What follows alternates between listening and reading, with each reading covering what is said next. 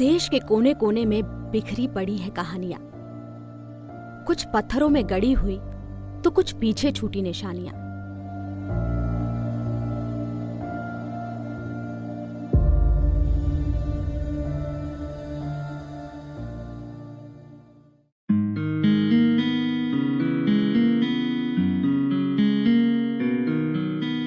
मध्य प्रदेश की विंध्याचल और सतपुड़ा की पहाड़ियों के बीच समुद्र तल से 2400 फीट की ऊंचाई पर है एक महल, जो 700 साल पुरानी प्रेम कथा का गवाह है।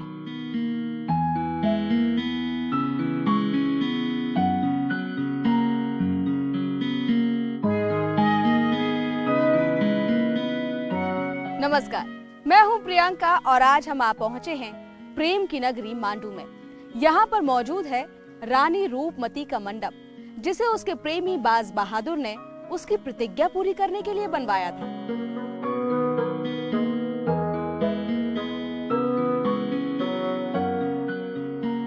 मांडू का मशहूर रानी रूपमती का महल एक पहाड़ी पर बना है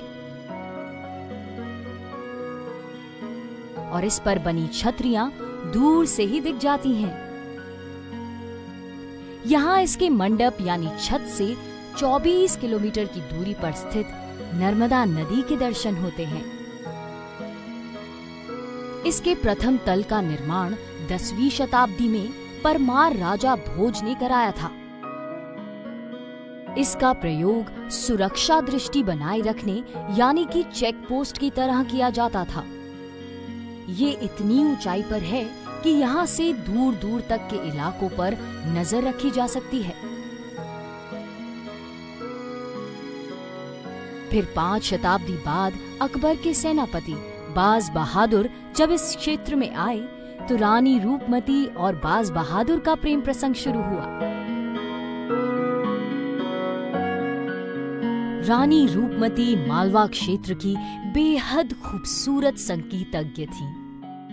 उनका जन्म यहाँ से 24 किलोमीटर दूर धर्मपुरी के एक ब्राह्मण परिवार में हुआ।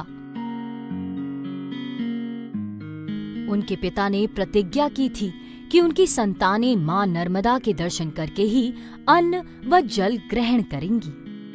कहते हैं कि रानी रूपमती बेहद खूबसूरत थी और इतना अच्छा गाती थी कि उनके पिता को उनकी शादी कराने के लिए स्वयंवर रचाना पड़ा था, जिसकी शर्त यह थी कि जो सबसे अच्छा गाएगा उससे रूपमती का विवाह हो जाएगा। और इसी तरह चंदेरी के राजा मानसिंह के साथ रूपमती का विवाह हो गया। अब क्योंकि रूपमती हर दिन सुबह नर्मदा नदी के दर्शन करने के बाद ही भोजन करती थी और क्योंकि चंदेरी में कोई नदी ही नहीं थी, तो इसीलिए 2-3 दिन बाद भूखे प्यासे रूपमती को वापस अपने घर आना पड़ा और इसके बाद वो कभी अपने पति के पास वापस नहीं गई। वक्त बीतता गया। जब रूपमती और बाज बहादुर का इश्क परवान चढ़ने लगा तो इस महल ने नया ही रूप ले लिया। हर सुबह रानी नर्मदा के दर्शन करती और दिन में बाज बहादुर के साथ सुरों की साधना में यहाँ डूब जाती। इस जगह पर कमरों की बनावट के कारण गायकी और भी शानदार सुनाई पड़ती है।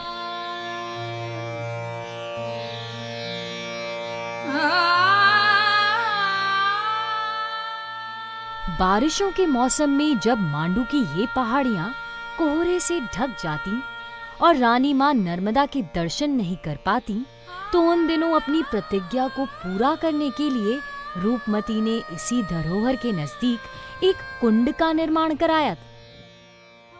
कहा जाता है कि इस कुंड में मां नर्मदा की अविरल धारा बहती है। मौसीकी और इश्क का साथ परवान चढ़ता गया। फिर जैसे बाज बहादुर और रूपमती के इश्क को किसी की नजर लग गई, उधर दिल्ली में तख्त नशीन अकबर बादशाह को रूपमती के गुणों और गायकी का पता चल गया और उन्होंने बाज बहादुर को हुक्म दिया कि वो फौरन रूपमती को दिल्ली के दरबार में गायकी के लिए भेज दे। मगर बाज बहादुर उसने साफ इनकार कर दिया।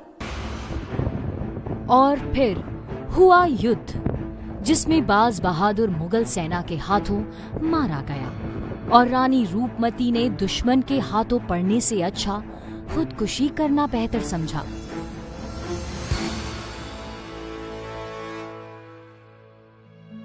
रानी रूपमती का ये मंडप हमेशा के लिए शांत हो गया।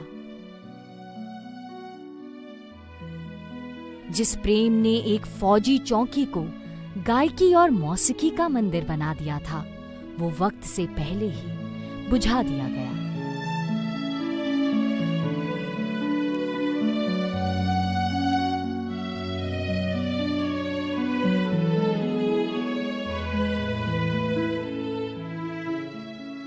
कहते हैं कि रानी रूपमती और बाज बहादुर की रूह यहाँ आज भी मिलती है। दिल से सुनने वालों को उनकी आवाजें यहाँ आज भी सुनाई देती हैं। अगर आप भी इन आवाजों को सुनना चाहें, उनके संगीत में सराबोर होना चाहें, तो मांडू के इस बाज बहादुर महल और रूपमती मंडप में जरूर आइएगा।